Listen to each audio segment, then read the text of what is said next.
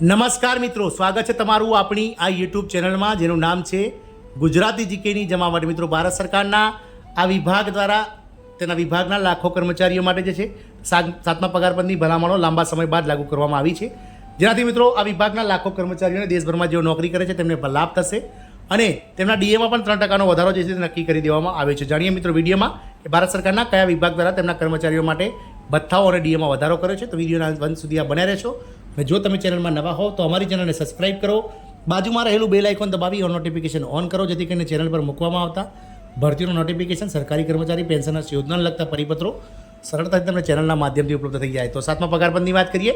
સાતમા પગાર પંચની ભલામણો લાંબા સમય બાદ આ વિભાગ દ્વારા લાગુ કરવામાં આવી છે. લાખો કર્મચારીઓ માટે મોટી ભેટ આપવામાં આવી છે અને ડીએમાં પણ 3% વધારો જે છે તે નિશ્ચિત કરવામાં આવ્યો છે. વાત કરીએ મિત્રો ભારતીય રેલવે વિભાગની, તો ભારતીય રેલવે વિભાગે સાતમા પગાર પંચની લાંબા સમયથી રાહ જોવાતી ભલામણોને લાગુ કરવા માટે એક મહત્વપૂર્ણ આદેશ જારી કર્યો છે. આ આદેશ રેલવે કર્મચારીઓને રેલવેની પેનલમાં આવેલી ખાનગી હોસ્પિટલમાં સારવાર માટે કયા વોર્ડમાં આપવામાં આવશે અને રેલવે કર્મચારીઓ કયા વોર્ડમાં તેમની સારવાર લઈ શકે તે અંગેનો આદેશ જારી કરવામાં આવ્યો છે. સાતમા પગાર પંચની મોટી ભલામણો લાગુ કરવામાં આવી છે. તમને જણાવી દઈએ કે સાતમા પગાર પંચની ભલામણો લાગુ થયા બાદ કેન્દ્રીય કર્મચારીઓના મૂળ પગારમાં વધારો કરવામાં આવ્યો હતો અને તે વધારા બાદ હોસ્પિટલોમાં કેન્દ્રીય કર્મચારીઓના વોર્ડના અધિકારીઓમાં પણ ફેરફાર કરવામાં આવ્યો હતો, પરંતુ રેલવે કર્મચારીઓ માટે આ ફેરફાર કરવામાં આવ્યો ન હતો, જેની માંગ રેલવે કર્મચારીઓ લાંબા સમયથી કરી રહ્યા હતા. આ સંદર્ભમાં આ આદેશ રેલવે મંત્રાલય અને રેલવે બોર્ડ દ્વારા તમામ સંબંધિત અધિકારીઓને જારી કરવામાં આવ્યો છે. રેલવે દ્વારા જારી કરવામાં આવેલ છે.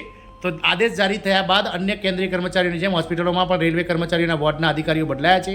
નવા વોર્ડ કેવા હશે તે અંગે લાંબા સમય બાદ આ આદેશ જારી કરવામાં આવ્યો છે અને હવે આ નવા આદેશ અનુસાર સૌથી પહેલાં રેલવે કર્મચારીઓને બેઝિક પગાર જોવામાં આવશે અને હવેથી આ રીતે વોર્ડ ઉપલબ્ધ થશે, જેનો બેઝિક જે પ્રમાણે હશે તે પ્રમાણે વોર્ડ ઉપલબ્ધ કરવામાં આવશે. જાણીએ કેવા બેઝિક પ્રમાણે કેટલો વોર્ડ મળશે. તો મિત્રો પહેલું છે સિરિયલ નંબર છે, જેમાં સાતમો પગાર પંચનો મૂળભૂત પગાર બેઝિક 36,500 રૂપિયા સુધી. જે કર્મચારી રેલવેના 36,500 રૂપિયા સુધી બેઝિક ધરાવતા હશે તેમને જનરલ વોર્ડ મળશે. 36,501થી લઈને 50,500 રૂપિયા બેઝિક પગાર ધરાવતા રેલવેના કર્મચારીઓને અર્ધ ખાનગી વોર્ડ એટલે કે મિત્રો સેમી સ્પેશિયલ રૂમ મળશે.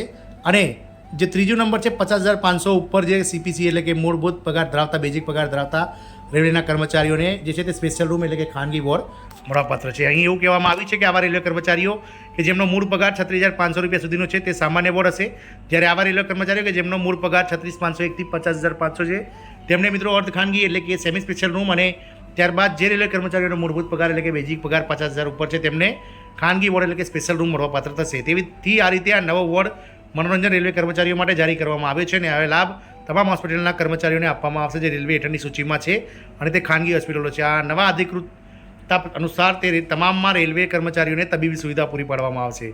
મોંઘવારી ભથ્થામાં 3% વધારો. જુલાઈથી કેટલું ડીએ હશે તેનો આંકડો સામે આવ્યો છે. જાન્યુઆરી 2024થી 50% ડીએ ચૂકવવામાં આવી રહ્યો છે અને તેની સાથે ભથ્થામાં પણ વધારો કરવામાં આવ્યો છે. હવે જુલાઈથી ડીએની રાહ જોવાઈ રહી છે. તેથી મળતી માહિતી મુજબ તમને જણાવી દઈએ કે જુલાઈથી તમારું મોંઘવારી ભથ્થું 3% વધવા જઈ રહ્યું છે. કુલ મોંઘવારી ભથ્થું 50%થી વધીને 53% થવા જઈ રહ્યું છે. તે ઓક્ટોબર મહિનાના પગારની સાથે ચૂકવવામાં આવશે. જુલાઈ, ઓગસ્ટ, સપ્ટેમ્બરના કુલ 3 મહિનાનું એરિયસ પણ ખાતામાં જમા થશે. આ સાથે કર્મચારી યુનિયન 18 મહિનાના એરિયસને લઈને સુપ્રીમ કોર્ટનો સંપર્ક કરવા જઈ રહ્યું છે.